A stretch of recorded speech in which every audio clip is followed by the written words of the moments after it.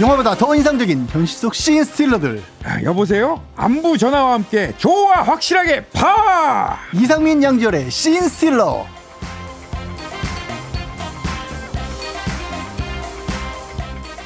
이번 주 화제의 인물을 만나봅니다. 씬스틸러 이상민 크리에이터 어서 오십시오. 네, 반갑습니다. 양지열 변호사 어서 오십시오. 네, 안녕하세요.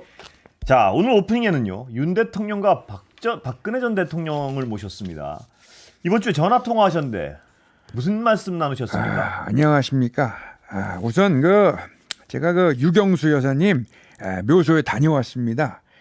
오랜만에 전화 드려가지고 허리 통증 어떠신지 안부를 물었습니다. 우리 박 대통령님이 늘 힘이 되어 주셔가지고 감사하다.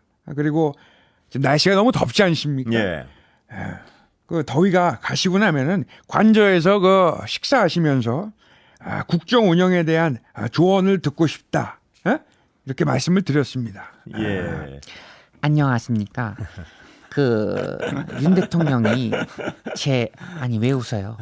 너무 목소리가 고우셔서 오랜만에 뵈니까 예, 반가워서 그렇습니다. 윤 대통령이 제 건강을 걱정을 하셨는데 지금 통원 치료 중입니다.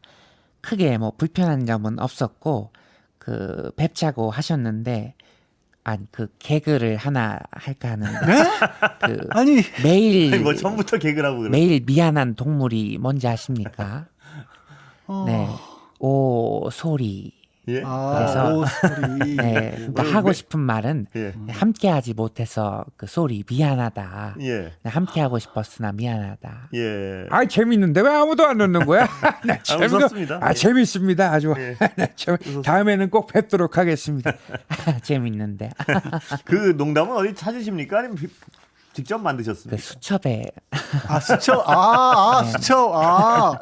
메모. 꼼꼼하시네요. 여전히. 가보겠습니다. 네. 그러셨군요. 재밌는데. 근데 이 이명박 전 대통령 부부와도 만찬을 하셨는데 요새 여러분들 만나고 계시는 것 같아요. 아니 그러게요. 예. 식사도 바쁘신 것도 같고. 근데 전직 대통령들 다 만나고 계신 것 같습니다. 3시간이나 만나셨다면서요, 대통령께서. 제가 우리 이명박 전 대통령과 맛있는 걸 많이 먹었습니다. 한우갈비 있잖아요. 예. 그리고 솥밥. 그리고 우리 된장찌개. 먹고 싶네. 제가 이명박 전 대통령이 좋아하는 메뉴 중에 소화가 제일 되는 음식으로 엄선해서 직접 고른 메뉴입니다. 예. 이 솥밥은 뭐니 해서 물 부어가지고 나중에 밥을 딱 먹으면은 예. 이거 요즘 말로 레알 꿀맛이죠 이거. 네, 참 이거 근데 먹고 싶네 한우갈비 정도 맛있는 거 먹으면 그냥 소화 다 잘 되는 거 아닌가요? 그렇습니까? 뭔가 메뉴가. 아니 근데 야. 지금 저 대통령 너 이제 MB 안녕하십니까. 예, 깜짝이야. 경제가 어렵습니다. 예. 국회 극단적인 여야 구도 속에서 국민의힘은 야당이나만 마찬가지다. 정권 재창출을 위해서는 당정이 하나로 마음 뭉치는 게 중요합니다.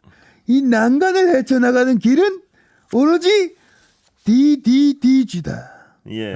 그게 뭡니까? 대동단결. 예. 좋은 말씀 감사합니다. 메모하겠습니다. DDDG. 대동단결입니다. 예. 아니 근데 영어를 좋아하세요. 예. 전직 대통령들 만나시는 게 사실 최근에 뭐 굉장히 시끄러웠잖아요. 예. 뭐 광복절 앞두고도 시끄러웠었고 또 그 무렵에서 복권 가지고도 시끄러웠었고 그러다 보니까 사실 이렇게 대동단결을 말씀하셨는데 대동단결하는 대상이라고 할까 범위라든가 이런 부분이 좀 정해져 있는 그런 느낌입니다. 그러니까 뭐 이렇게 뭐 자유를 얘기하시고 통합을 얘기하시는데 어디까지 그걸 얘기를 하시는 건지 조금 예. 좀 폭이 좀 좁아지는 거 아닌가 오히려 예. 그런 생각도 드네요. 예. 그렇습니다. 예. 근데 최상병 특검 관련해 가지고는 정말 국민들이 하루하루가 좀 답답한데요. 지금 한동훈 대표가 언급했던 제3자 특검을 야당에서 받는다 그랬어요. 네, 또. 예. 네. 굉장히 근데 이재명 대표 어떻게 계십니까? 예. 예. 우리 박찬대 원내대표가 오늘 입장 발표하지 않았습니까? 한동훈 대표가 주장했던 제3자 추천 최해병 특검법 수용할 수 있습니다. 오늘이 16일이니까 23일 정도면 관련된 법안이 나올 수 있지 않겠습니까? 한동훈 대표님 파이팅! 빨리 좀 끝내주시죠. 급합니다. 오죽했으면 민주당의 야당 대표 아직 대표 아니시죠 지금은 이제 전 대표입니다 지금. 예. 김두관 후보님 화내십니다. 아 그러게요 죄송합니다 김두관 거의 후보님 화내요. 전 대표님까지 나서서 이거 빨리 받아달라고. 김지수 후보도 화냅니다.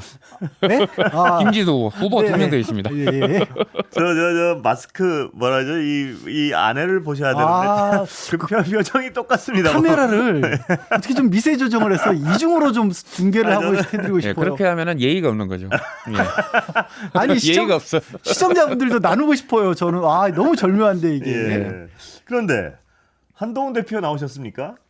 예. 민주당이 받는다고 하니까 또 국민의힘에서 법안 빨리 만드셔야 되는 거 아닙니까? 이 정도면 민주당은요 예. 위헌적 특검 법안이 저지되자 위헌성이 더 강해진 특검 법안을 제출했습니다. 그러면서도요 오늘 또 갈팡질팡하지 않습니까? 최근 드러난 제보 공작 의혹까지 수사 대상에 포함시키는 것이 필요하다는 의견을 반영해 필요한 절차를 진행하겠습니다. 이 말이요. 이 아까도 잠깐 자 민주당이 A란 법을 제출했더니 대통령이 거부를 했어요. 네. 그러니까 이제 더 강화된 A 다시란 법을 제출했는데 또 거부할 것이 자명해요. 네. 그래서 이래가지고 자꾸 되돌이펴니까 당신들이 제기한 걸 받겠다. 네. 이러니까 갈팡질팡한다 그래. 이거를 어떻게 이해해야 되나요? 예.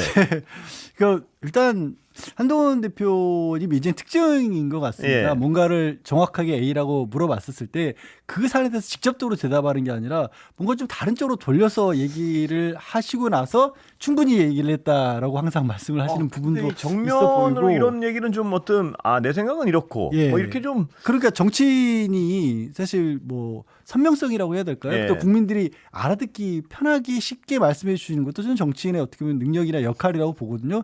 근데 한동훈 대표님이 아직까지는 그런 모습을 잘 못 보여주시는 것 같아요. 그런데 이 제보 공작 의혹을 포함시키자는 걸 당내에 의논하겠다.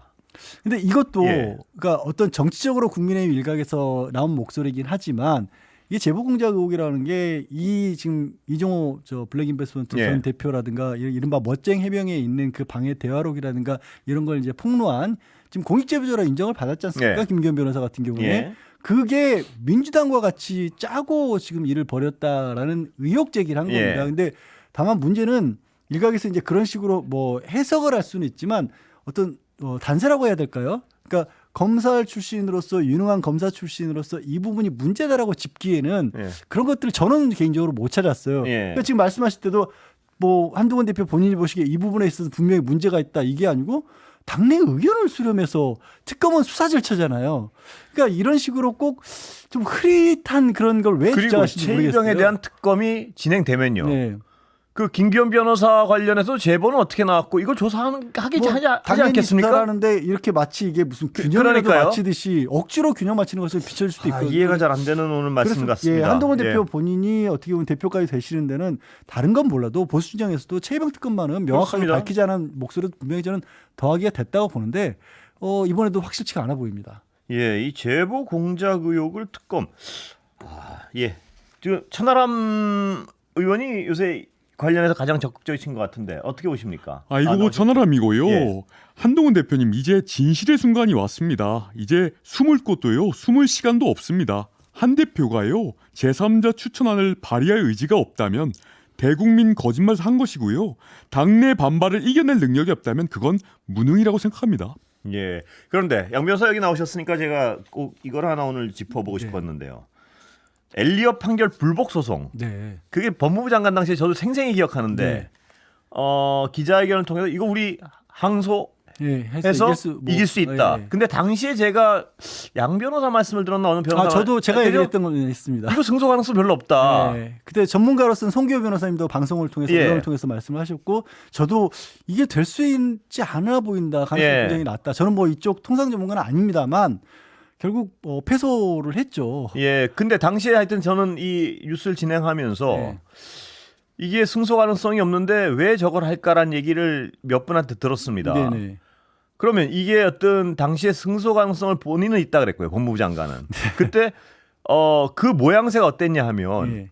법무부 장관이 굉장히 애국적으로 예. 한국의 국익을 위해서 네. 끝까지 싸운다. 뭐 이런 이미지였단 말입니다. 그렇습니다. 그런데 네. 만약에 네. 그때 승소 가능성이 별로 없었는데 그걸 진행했다면, 그리고 또 국익에 손실을 가져왔잖아요. 네. 지금 얼마나 손실을 가져온 건가요? 지금 정확하게 얼마가 그 결정문을 공개된 건 아니니까 원금의 그만큼의 지금 2018년에 소송을 제기했거든요. 예. 근데 모든 이게 국제 소송이 아니더라도 소송 절차라는 게 소송을 문제를 제기하게 되면 이긴 쪽 입장에서는 돈을 받을 게 있는 예. 입장에서는 그만큼 시간이 길어지는 거잖아요. 예. 그럼 지금 6년이 흐른 겁니다. 예. 그 기간 동안에 국내법 같은 경우는 예를 들어서 국내법 같은 경우는 민사소송에서 뭐 연 20%를 더하라 이런 식으로 판결을 내린 예. 거거든요. 그만큼의 이자가 덧붙은 거예요. 그래서 이게 전체에서 정확히 비율을 알 수가 없습니다만 지금은 1,400억 가까이 지금 예. 보상을 해줘야 되는 걸로 알고 있습니다. 그렇다면 국익을 위해서는요. 네. 당시에 여러 전문가들이 야 이거 승소 가능성 별로 없으니까 다른 해결 방안을 빨리 찾아야 된다. 예. 이런 건의를 할 때 국익을 위해서라면 그걸 받아들였어야 되는 거 아니에요? 사후적으로. 왜냐하면 예. 그게 어떤 내용이냐면 다른 게 아니라 삼성물산하고 제일모직 예. 합병으로 그때 당시에 현재 이재용 회장의 승계를 돕기 위해서 국민연금이 무리해서 이걸 예. 찬성을 해준 게 아니냐. 그래서 사실 기억하시겠지만 그 사안으로 문영표 당시 보건복지부장이 구속재판까지 예. 받았습니다. 그리고 그거를 수사했던 게 한동훈 대표도 저기 아마 수사를 하셨던 예. 걸로 알고 있거든요. 그 수사 잘 하신 거예요. 예. 그럼 그 수사는 뭐냐면 국가가 개인을 돕기 위해서 이재용이란 개인을 돕기 위해서 불법을 저질렀다는 게 엘리엇 측의 주장인 겁니다. 예.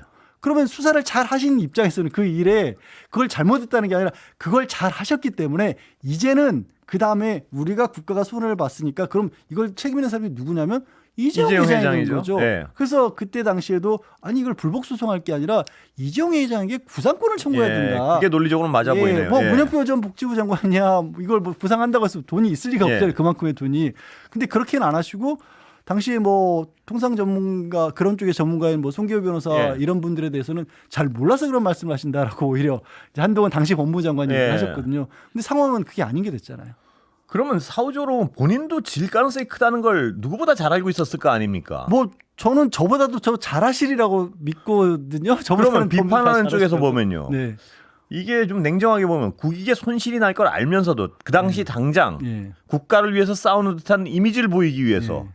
소송을 강행했다. 이렇게 그런 이렇게 해석하고 추정할 수 있는 여러 가지 요인이 있지 않습니까? 그렇게 주장을 해도 딱히 어찌 보면 그러니까 왜냐하면 패소한 이유를 살펴보면 예. 과연 이게 다 예측됐던 이유들이라는 그러니까 말씀이시죠? 소송의 이유가 뭐 이런 겁니다. 이게 국가가 개입한 게 아니라 그냥 그냥 상거래 행위 아니냐. 예. 근데 국민연금이 그 상당히 대주주로서 거기에 참여해서 찬성표를 던졌고 예. 그 어떻게 보면은 합병 자체가 이게 잘못된 합병이다라는 게 판결 과정에서도 재판 과정에서도 나왔지 않습니까? 물론 이게 후계의 승계를 위한 것이냐 이 부분에 대해서는 이재용 회장이 나중에 면죄부를 받았지만 그 당시 상황으로 봤을 땐 그렇게 끊임없이 우리 검찰이 주장을 했던 예. 거군요.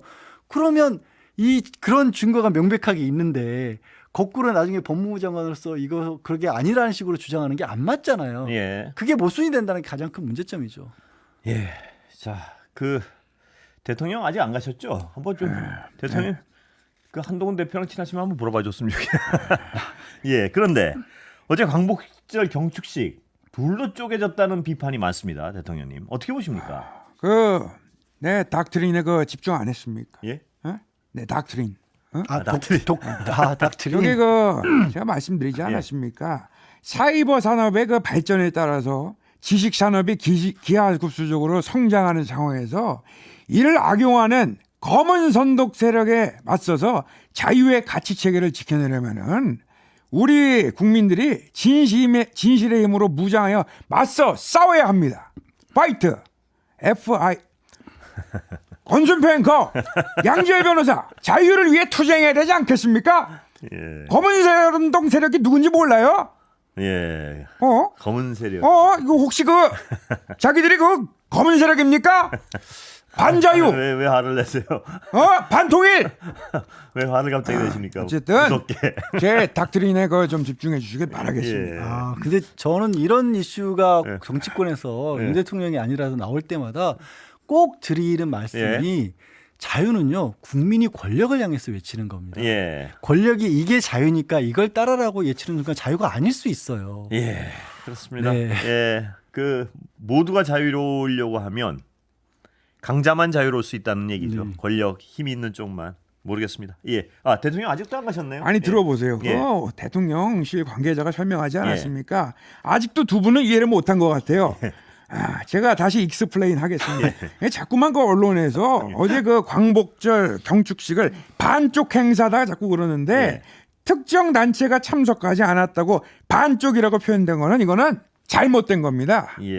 저도 반쪽은 잘못된 것 같아요. 반쪽까지 아니고 상당히 많은 쪽이 오히려 반대했던 걸로 저는 아니 그게 반쪽이면 기억을- 양변은 뭐 금쪽입니까? 아니 뭐 전 참 뭐 금쪽 동쪽이도 좋은데요. 동쪽도 좋고 서쪽도 좋은데. 아니 금쪽이냐고요? 아, 금쪽 그- 상담소. 아니 뭐 참 그. 거의 야당 대부분이 참석을 안 했고 사실 우리 독립과 관련된 단체들도 상당히 많이 빠졌기 때문에 반이 아니라 양 변호사 괜히 혼나시려고 자꾸 그런가요? 말대꾸를 여기까지 하고 계시네. 하겠습니다. 네. 오늘 근데 뭐 먹지 그? 저도 저녁 못 먹었는데 배고프네 갑자기. 그런데 이재명 대표 듣고 계시지만 예. 어떻습니까? 들으시니까. 예. 차마 고개를 둘 수가 없는 부끄러운 광복절입니다. 윤석열 정권은 역사의 전진을 역행하고 있습니다. 우리 민생에는 거부권을 남발하면서 일본의 역사 세탁에는 앞장서 퍼주기만 하고 있습니다. 예. 예. 조국 대표도 요새 비판이 상당히 강한 비판을 계속 하고 계시던데. 예, 광복된 지 79년이 지났지만 여전히 일제의 그림자가 짙게 드리워져 있습니다. 친일, 종일, 부일, 숭일 분자들이 판을 칩니다. 윤석열 대통령, 귀하는 대한민국 20대 대통령이냐 아니면 조선 총독부 제10대 총독이냐 묻고 싶습니다. 예. 그런데 말입니다. 좀 셌나요? 묻고 아니 싶습니다. 뭐 이미 말씀하셨는데요. 예, 뭐 예. 괜찮습니다. 아니, 세긴요. 뭐, 예. 자유를 그렇게 대통령께서 강조하셨는데 자유로 예. 오셔야죠. 근데 오늘 홍준표 좀 서운하시겠습니다. 홍준표 홍준표 시장 양변호사 한번 홍준표 시장이 나오시면 안 돼요. 힘들어요. 저. 뵈야 되는데. 예, 아니면 왜 아직 홍준표 안 시장님 오셨죠? 아이고, 오셨죠? 드러킹 대선 여론조작 사건의 최대 피해자가 누군지 압니까? 당시 탄핵 대선에 출마했던 내하고 안철수 의원입니다.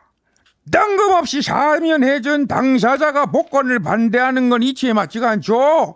엉뚱한 짓 하지 말고 야당이 복주하는 국회 대책 세우는 게 급선무 아닙니까? 예. 그런데요. 참. 시장님. 참. 그렇게 할 일이 없으면은 우리 대구시 동대구역 광장, 우리 박정희 광장으로 오세요. 예. 새로 만들어놨으니까. 그런데 시장님. 이 안철수 의원 생각은 정작 좀 다른 것 같은데 안철수 의원 오늘 늦게 오시나요? 오고 계신가요? 이렇게 안철수 오셨군요. 안녕하십니까. 어떤 사안에 대해서 당에서 아무 말도 안 하는 거는 사실상 이 당의 역할을 포기하는 거라고 생각합니다. 한동훈 대표 이번에 정말 잘했다 이렇게 생각합니다. 예. 아니 진짜 이거가 이렇게 저는 이렇게 시끄러워지는 것 자체가 예. 사실은 좀 오히려 잘 이해가 안 가고요. 예. 저는 이 복권 관련해서는 이명수 전 지사 한 분 외에 20여 명이 넘는 다른 분들이 특히 국정농단 아까 홍 시장님 뭐 댓글 논란했지만 댓글로 얘기하면 원세훈 전 원장 같은 분이 없어요. 오히려 28명인가 이렇게 쭉 사면 복권 또 저렇게 얼치기 주장을 자, 하고. 오늘 그만 싸우시고 여기까지 팩트 듣겠습니다. 감사합니다. 네, 고맙습니다. 이상민 어휴, 크리에이터 저, 양지열 변호사였습니다.